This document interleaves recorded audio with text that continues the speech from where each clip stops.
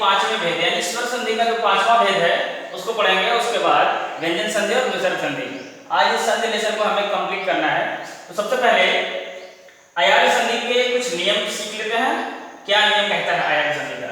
तो अयादी संधि का नियम कहता है यदि ए ऐ ओ औ के बाद कोई भिन्न स्वर, भिन्न ध्यान रखिएगा, भिन्न स्वर यानी अलग, इनसे अलग, ए ऐ ओ औ के बाद कोई भी भिन्न स्वर ये नहीं आने चाहिए। इनके अलावा कोई भी अन्य स्वर आ जाता है तो इनके स्थान पर, इनके ए ऐ ओ औ के स्थान पर कैसे बदलाव हो रहा है देख लीजिएगा। ए के बाद अगर कोई अन्य स्वर आ जाता है तो ए का आय बन जाता है। आय के बाद कोई अन्य स्वर आएगा तो आय का आय बन जाता है। उसी तरीके से ओ के बाद कोई अन्य स्वर आए तो ओ का औ बन जाता है तथा औ का आव हो जाता है। इसे अयादी संधि कहते हैं। यानी जिस नियम में आता है उसे हम कौन सी संधि कहते हैं? अयादी संधि कहते हैं। देख लीजिए कुछ एग्जाम्पल, हमने 3 एग्जाम्पल यहाँ दिया है, एक और एग्जाम्पल इसको देंगे तो ये कंप्लीट हो जाएगा। जैसे हमने लिखा है ने धन अन, ने धन अन, इसमें संधि होकर के नया शब्द बना है नयन। अब देखिएगा इसमें अयादी संधि का सूत्र काम कर रहा है। सिर्फ ने धन अन से हमने अयादी संधि की मदद लेकर के नया शब्द बना दिया नयन। और आप ध्यान रखिएगा जब आप नियम जानेंगे बेटा तभी इसका संधि विच्छेद भी कर पाएंगे। नयन शब्द से आप शायद न अगर नियम जानेंगे तो आप उल्टी सीधी इसका व्याख्या और विच्छेद कर देंगे, इसमें संधि नहीं पहचान पाएंगे आपको। आप सबसे पहले इसको देखिए, समझने की कोशिश करिए कैसे इसमें अयादी संधि का प्रयोग हुआ है। सूत्र कहता है अयादी संधि का कि ए, इसमें ए है, ये है और यहाँ पे प्लस यानी धन और ये अ आ गया। तो ये कहता है सूत्र हमारा कि ए के बाद कोई अन्य स्वर आए तो हम क्या बना देंगे? आय बना देंगे। आय, देखिए आय, तो सूत्र के हिसाब से क्या बन गया? आय बन गया यहाँ पर। अब इस ने का ए और इसका अ क्या बना दिया? आय। अब ध्यान दीजिए इसमें बचा क्या? न बचा, न, और ये आय नयन हो जाएगा। न इसमें सिर्फ बच रहा है, इसमें न में अ जुड़ जाएगा। आय है ना तो अ स्वर के साथ लग जाएगा, ये व्यंजन के साथ अ लग जाएगा, न और य, न, नया शब्द बन गया नयन। स्पेस कम है, आप देख लेते हैं फिर से इसको।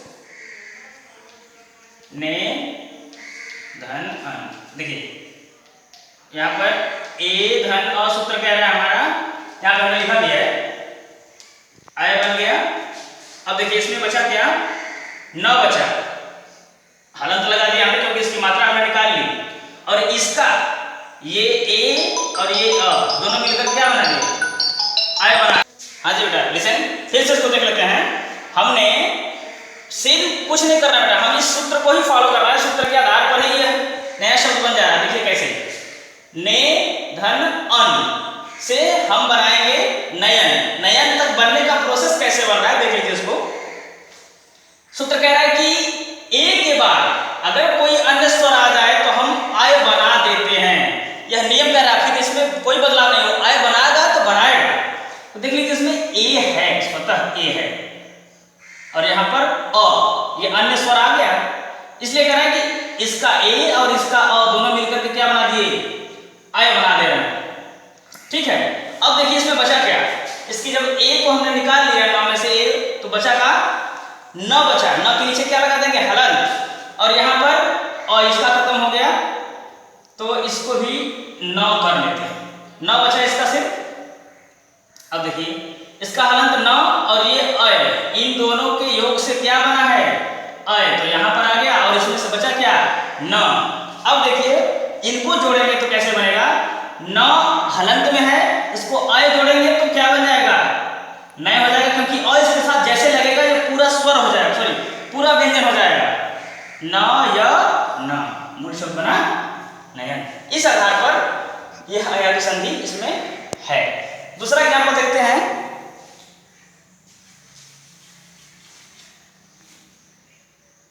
नय धन अक, नय धन अक से क्या बना, नय धन अक से नाय बना। ये भी कह रहा है कि अब देखिए आय के बाद कोई अन्य स्वर आ जाए तो आय बना देगा, आय के बाद अ अगर आता है तो आय बना देगा, कुछ भी आए, अगर छोटी ई आता तो नाई कर देता, आई बना देता, नय धन इका से नायिका हो जाएगा। अभी जब एग्जाम्पल अगर लें हम, नय प्लस इका, देखिए ये भी नया सूत्र काम करेगा, इसमें ए है धन ई है ना, ई। अब देखिए क्या बना देगा, नय धन अ से तो सीधे आय बना रहा था ना, आय धन अ से आय बना रहा है, लेकिन इसमें छोटी ई की मात्रा है तो क्या हो जाएगा, आई, ये बना देगा आई। तो अब देख लीजिए सिंपल, इसमें बचा न और इसका ई, ये दोनों मिलकर के आई बना दिए हैं, तो आई हो जाएगा, और इसका का बच रहा है, अभी यहाँ पे का जुड़ गया। अब देखिए इसको जब नए फॉर्मेट में फिर से लाते हैं तो बन जाएगा ना, नाई हो जाएगा, आ इसमें जुड़ जाएगा ना ई, और ये धन का एक साथ लिखेंगे तो नायिका बन गया, नायिका भी बन गया। अब नए धन अक से क्या बना, नायक। इसमें भी सेम फॉर्मूला काम कर रहा है। अब दूसरा एग्जांपल देखते हैं, सूत्र कह रहा है कि यदि ओ के बाद अगर कोई स्वर आता है तो ओ का अ बना देता है। हमने अय आय तो देख लिया, अब कह रहा है कि ओ के बाद कोई अन्य स्वर आएगा तो हम अव बना देते हैं। अब जैसे देखिए,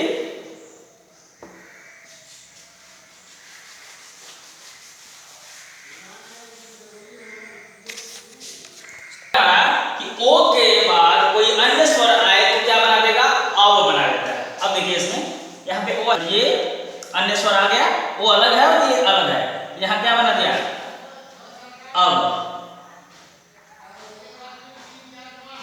अव बन गया।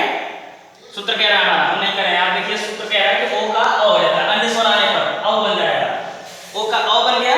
तब देखिए यहाँ पे बचा क्या, सिंपल प बचा, क्योंकि इसकी ओ की मात्रा हमने क्या कर लिया, निकाल दिया इसमें से। अब फिर इसका ओ और इसका अ दोनों मिलकर के क्या बनाए हैं, अब, और इसमें क्या बचा, न।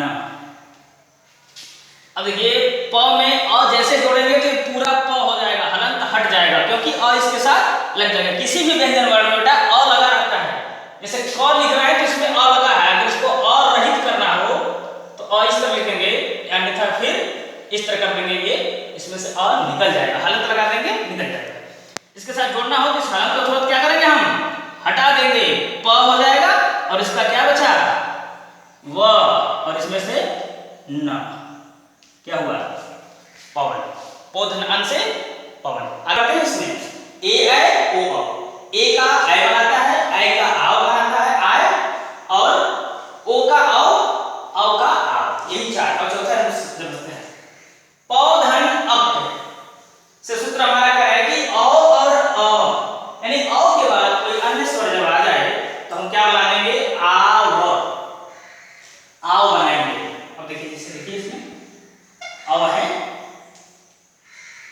प्लस अ, सूत्र के हिसाब से क्या बन गया, आ बन गया।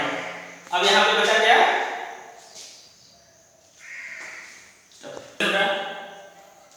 एक एग्जांपल देखते हैं लास्ट।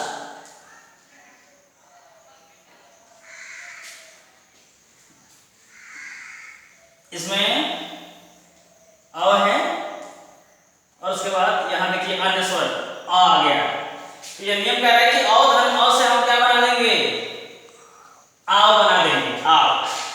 अब देखिए कैसे बन रहा है आव, इसका अ निकला और और इसका अ दोनों मिलकर के आ बना चुके हैं।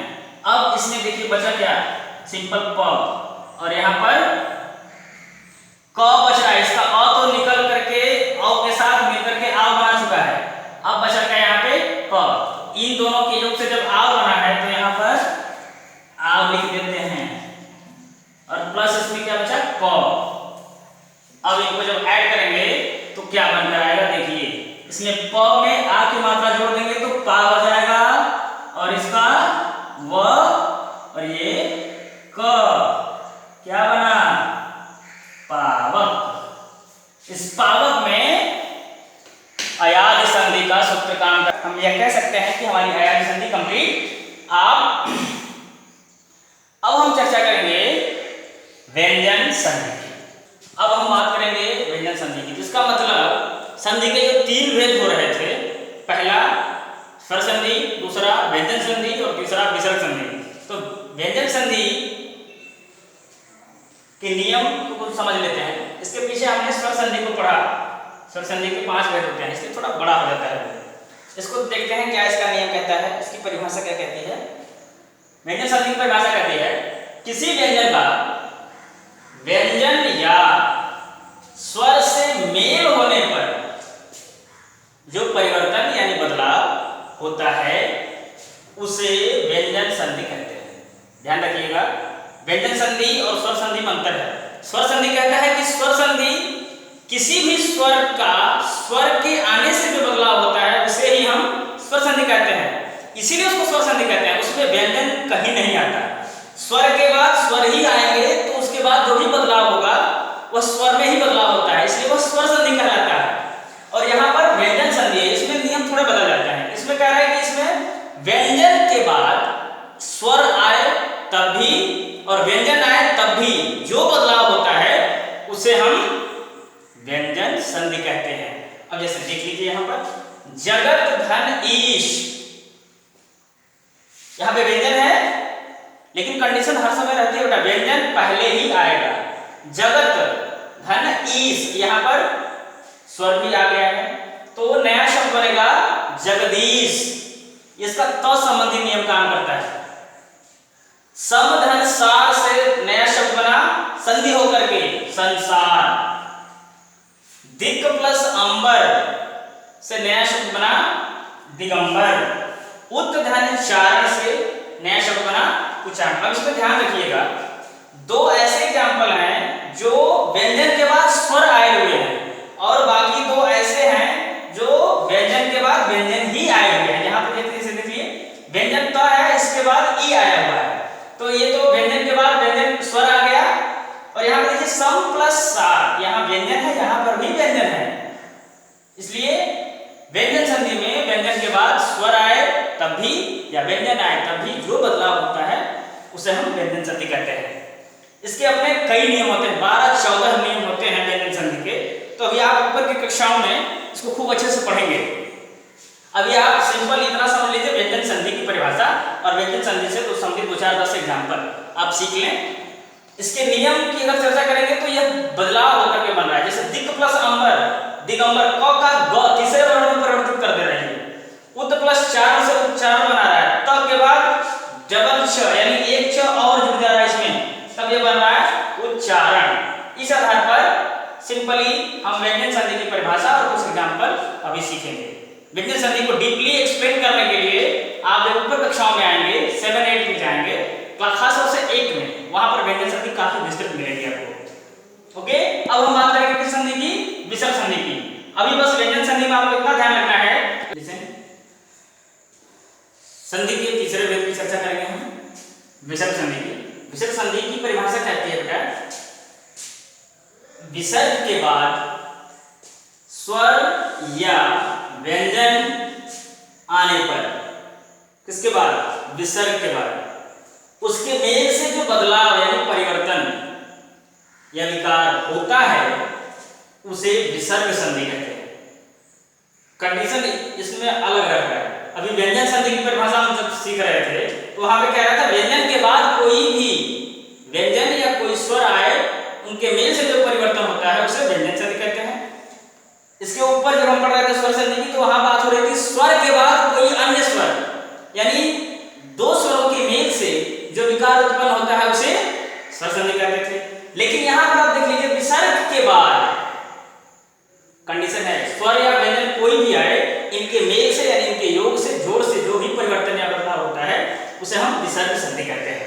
अब जैसे देखिए विसर्ग क्या होता है, विसर्ग समझते हैं?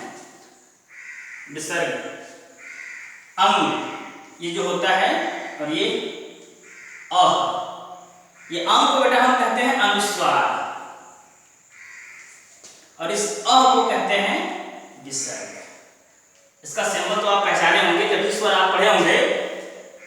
मूल स्वरों की जब चर्चा होती है तो 13 हो जाते हैं, अंग और अह को भी जोड़ देते हैं जब हम, तो 13 संख्या हो जाती है। लेकिन इस तरह से उच्चारण के आधार पर मूल रूप से 11 ही स्वर होते हैं। अंग और अह को एक अलग नाम दिया जाता है, इनको कहते हैं अलोपवाह। अंग को अनुस्वार कहते हैं और अह को विसर्ग। यही है हमारा विसर्ग। यह जो चिन्ह है यह क्या है हमारा विसर्ग। तो कह रहे हैं कि विसर्ग के बाद स्वर या व्यंजन आने पर जो बदलाव या परिवर्तन होता है उसे हम विसर्ग संधि कहते हैं। अब यहां देख लीजिएगा नि में बिंदी दिख रही है, तो जहां भी दिखेगा विसर्ग संधि बेटा आपको जहां भी मिलेगा यह सिंबल जरूर दिखेगा, यानी विसर्ग का चिन्ह जरूर मिलेगा। कह रहा है कि विसर्ग के बाद स्वर आए या व्यंजन आए, उसके बाद उनके मेल से जो भी बदलाव होता है उसे ही हम विसर्ग संधि कहते हैं। तो देख लीजिए नि धन तेज से नया शब्द बन रहा है, विसर्ग संधि होकर के निस्तेज। मना धन रथ से नया शब्द बन जा रहा है मनोरथ। तपह धन बल से नया शब्द विसर्ग संधि होकर के बन रहा है तपोबल। निधन धन से निर्धन बन रहा है, निधन रस से नीरस बनता है, ठीक है। निधन रज से नीरज बनता है। तो विसर्ग के बाद अभी हम क्या सीखेंगे, सिंपल विसर्ग संधि। इसके भी अपने अलग अलग नियम होते हैं बेटा, 8 से 10 नियम इसके भी होते हैं। इन नियमों को ऊपर के कक्षा में हम सीख लेंगे। अभी आपकी जानकारी के लिए सिंपल इसकी परिभाषा और 2-4 एग्जाम्पल समझ लेना जरूरी है। परिभाषा तो हम सीख गए, एक लाइन में आपको विसर्ग संधि की परिभाषा याद होनी चाहिए। विसर्ग के बाद स्वर या व्यंजन आने पर उसके मेल से जो बदलाव होता है उसे विसर्ग संधि कहते हैं। तो आप अपनी पुस्तक में देख करके विसर्ग संधि के 10-15 जो भी एग्जाम्पल हैं उनको अधिक से अधिक सीखें और समझने की कोशिश करें। आज से बेटा इस लेसन को हम यही खत्म करते हैं। नेक्स्ट लेसन की तरफ जब हम बढ़ेंगे तो हमारा कक्षा 6 में 8वां लेसन है संज्ञा और उसके विकार, तो उस पर चर्चा हम नेक्स्ट वीक में कर लेते हैं। आज से लेसन हमारा कंप्लीट। अभी फिर से हम रिपीट कर देते हैं। हम सबसे पहले सीखे संधि। आगे से देखिए अर्थ होता है मेल या जोड़। संधि का शाब्दिक अर्थ मेल या जोड़। संधि किसे कहते हैं? संधि की परिभाषा हम सीखे थे कि दो वर्णों के मेल से जो विकार या परिवर्तन होता है उसे हम संधि कहते हैं। वर्ण मिलते हैं वर्ण, अब देख लीजिए स्वर वर्ण और व्यंजन वर्ण, इन्हीं दो वर्णों का योग होकर के संधि होता है। अब बात आई थी स्वर मतलब संधि के भेद कितने होते हैं। तो बेटा संधि के 3 भेद होते हैं। पहला स्वर संधि, दूसरा व्यंजन संधि और तीसरा विसर्ग संधि। अब अगर हम बात करें स्वर संधि की, तो स्वर संधि के भी अपने 5 उपभेद हो जाते हैं। स्वर संधि के 5 उपभेद। स्वर संधि के 5 उपभेद कौन? पहला दीर्घ संधि, दूसरा वृद्धि संधि, तीसरा